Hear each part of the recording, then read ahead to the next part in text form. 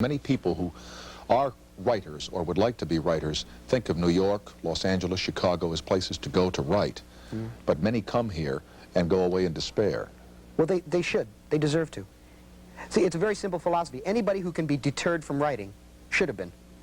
People who want to write really want to write, and they will write.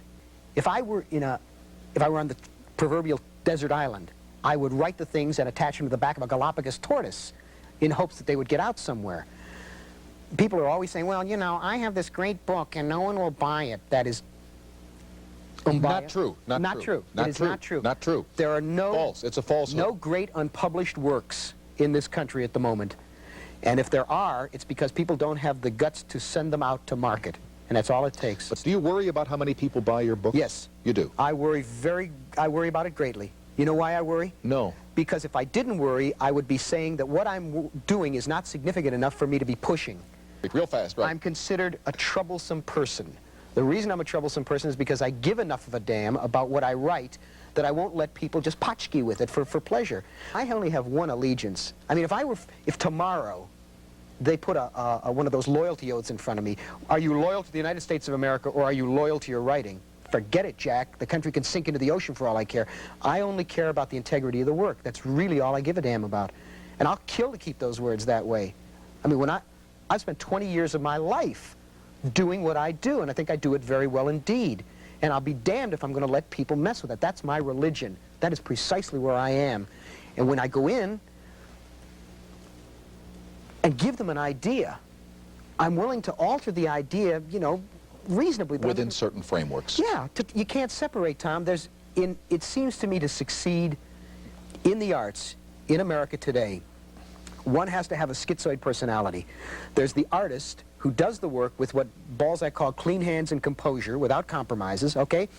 When it's done, then you say to the artist, thank you for having done a good job, go catch some sleep, and you bring out the rapacious businessman, the person who is willing to sit on a television show like this, which is a hype. This program is a hype. I have nothing more to say. I mean, why should anybody sit and listen to me, for God's sake? There are writers and artists of any stripe who will change their work for whatever reasons. I'm very sticky about it. I resist that kind of thing. If I do it right, fine. But I've had producers and editors say to me, hey, look, take a look at this, and this doesn't seem right. And I'll look at it and I'll say, yeah, you're right.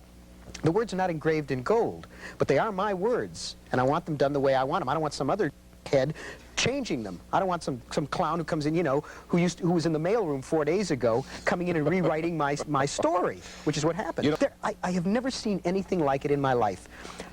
Movies and television are an art form. Granted, they are an art form by committee. They're a cooperative one where a writer writes and then a director directs and a producer produces.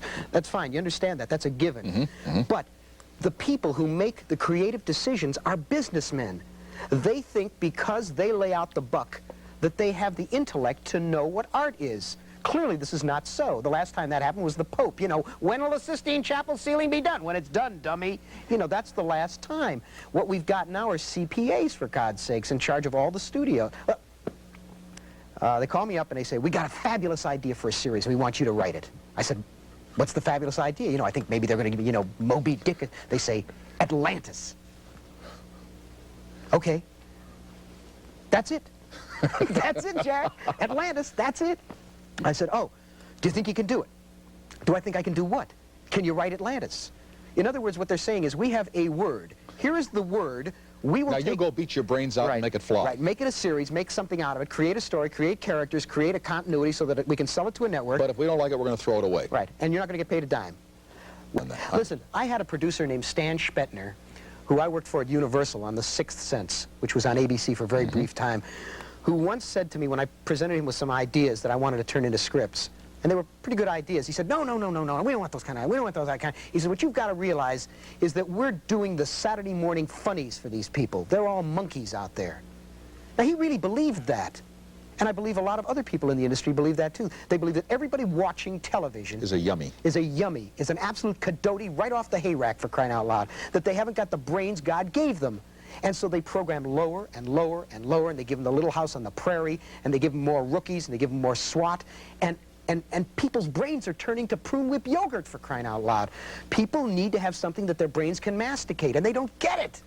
And that's why I do it. It's infuriating to me to see this kind of medium that's available for such uplift, for such good things, just even simple good drama, nothing even better, or good comedy, being frittered away, being used to sell toilet paper.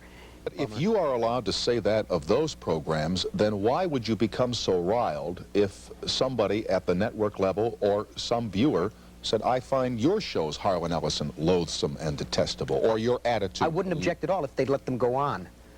See, I want the same shot that the major producers of these, you know, like Quinn Martin is basically a very nice man, but he produces the same show with 26 different faces. He's got one format, and you could take a script from one show and put it on another, and it would make no difference. 5 minutes after any one of those shows starts, you know the ending. You know exactly where it's going to go. I don't know why. It makes me laugh. It seems to be a nice little show. I mean, it certainly is not going to alter the course of Western civilization.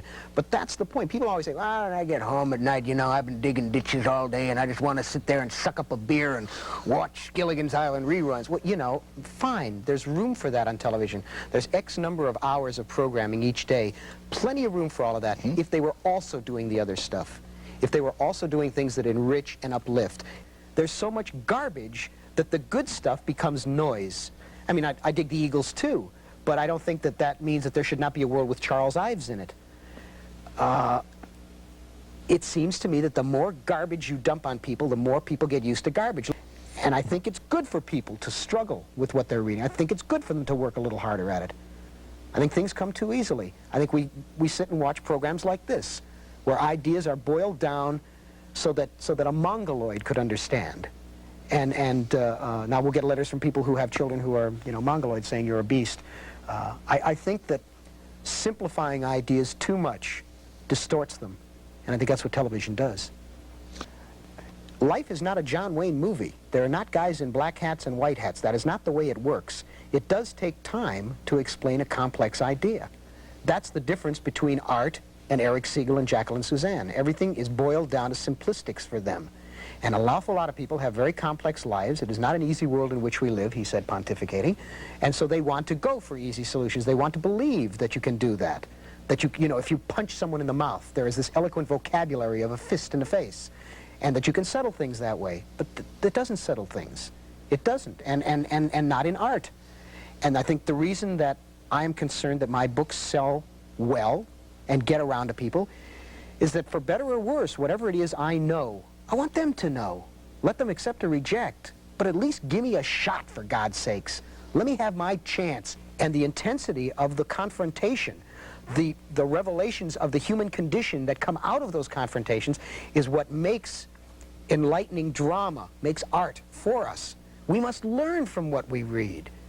We can't keep getting our brains massaged. We have to have the confrontation so that when they come to us in real life, we have some well of information to go to. You know? You know what I hate? Now, let me get to the kernel. I know what you hate. I hate mediocrity. But ranting about mediocrity isn't going to change it. Well, hey, give me the bomb. Give me the bomb. No.